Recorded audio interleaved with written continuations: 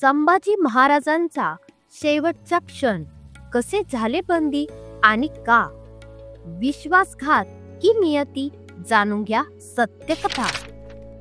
तो सिंहासनावर बसलेला होता, पण मनात धगधगत होती युद्धाची ज्वाला. तो तलवारीने शत्रूंचा पाडाव करणारा राजा होता, पण एका क्षणी नियतीने खेळ केला आणि तो शत्रूच्या तावडीत सापडला. इतिहास आजही हाच प्रश्न विचारतो, छत्रपती संभाजी महाराजांसारखा तेजस्वी, निबिड आणि धैर्यवान राजा अखेर कसा पकडला गेला? कोणीतरी गद्दारी केली का, की हा होता एक पूर्वनियोजन कट?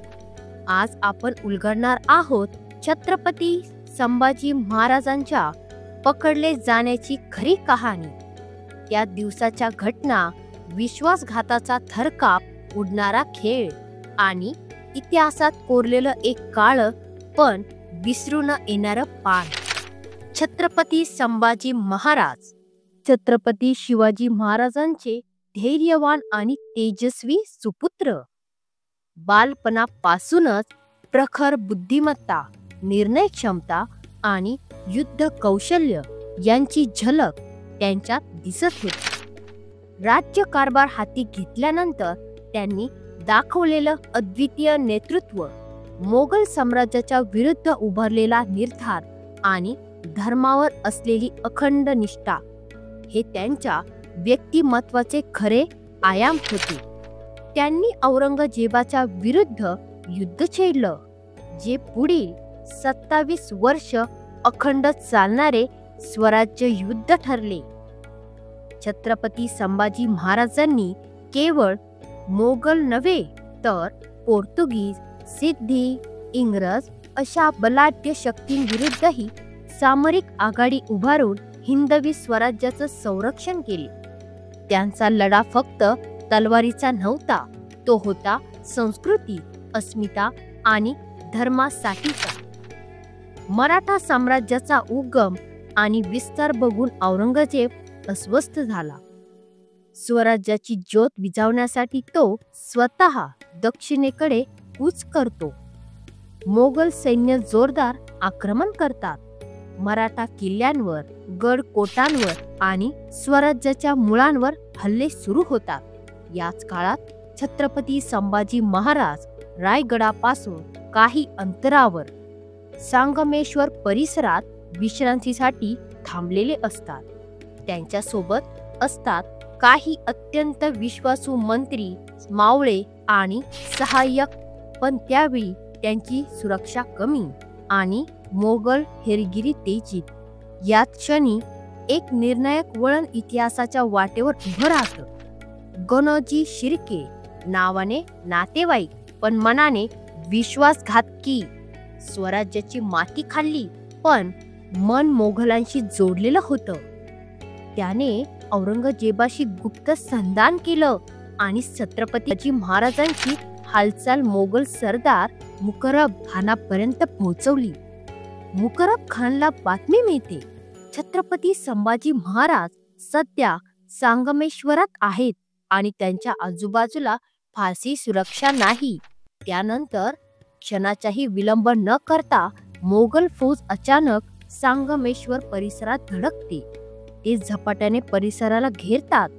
छत्रपती संभाजी महाराज आणि त्यांच्या विश्वासू कवी कलश यांच्याकडून खूप प्रतिकार होतो, पण संख्या आणि तयारीच्या बाबतीत ते अडचणीत असतात आणि अखेर स्वराज्याचा सिंह छत्रपती संभाजी महाराज आणि त्यांचे सहकारी कवी कलश मोगलांच्या तावडीत सापडतात.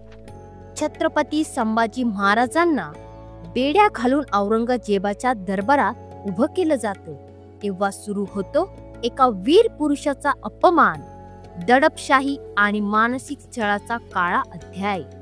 त्यांच्या समोर ठेवली जाते एक क्रूर मागणी, इस्लाम स्वीकारा आणि जीवनदान मिळवा. पण छत्रपती संभाजी महाराज उभे राहतात डौलाने, न घाबरता न डगमगता, आणि ठाम शब्दात उत्तर देतात, मी धर्मासाठी जगलो आहे आणि त्याच्यासाठीच मरण पत्करीन. या एका वाक्यानं औरंगजेब हादरतो आणि त्या क्षणापासून सुरू होतो छत्रपती संभाजी महाराजांचा अमानुष हृदयद्रावक छळ. पण तरीही त्यांच्या चेहऱ्यावर भीती नव्हती, होती केवळ निष्ठेची झलक. छत्रपती संभाजी महाराजांवर अमानुषतेचा कळस गाठणारा छळ केला जातो. डोळे काढले जातात, जीभ कापली जाते आणि अंगावरील त्वचा सोलून टाकली जाते. हे सगळं मानवतेच्या आणि शरीरशास्त्राच्या मर्यादा ओलांडून. पण त्या असह्य यातनांच्या क्षणीही छत्रपती संभाजी महाराजांच्या तोंडून एकही तक्रार नाही, एकही आक्रोश नाही, फक्त शांत पण अभंग तेजस्वी चेहरा. जणू देह क्षीण झाला, पण आत्मा अजूनही स्वराज्याच्या मंत्राने प्रज्वलित होता. शरीरानं ते पराभूत झाले असतील, पण मनानं, धर्मानं आणि इतिहासातल्या स्मरणात ते कायमच अजरामर ठरले. छत्रपती संभाजी महाराज पराभूत झाले नव्हते, ते शरण गेले नव्हते, ते शहीद झाले आपल्या धर्मासाठी, मातृभूमीसाठी आणि हिंदवी स्वराज्यासाठी. त्यांच्या नाही म्हणण्याच्या एका निर्धाराने मोगल साम्राज्याच्या गर्विष्ठ छातीत भीतीचं वादळ उसळलं. ते हरले नव्हते, ते तर इतिहासाच्या पानांवर शौर्य, निष्ठा आणि धर्मनिष्ठेचा अमर ठसा उमटवून गेले.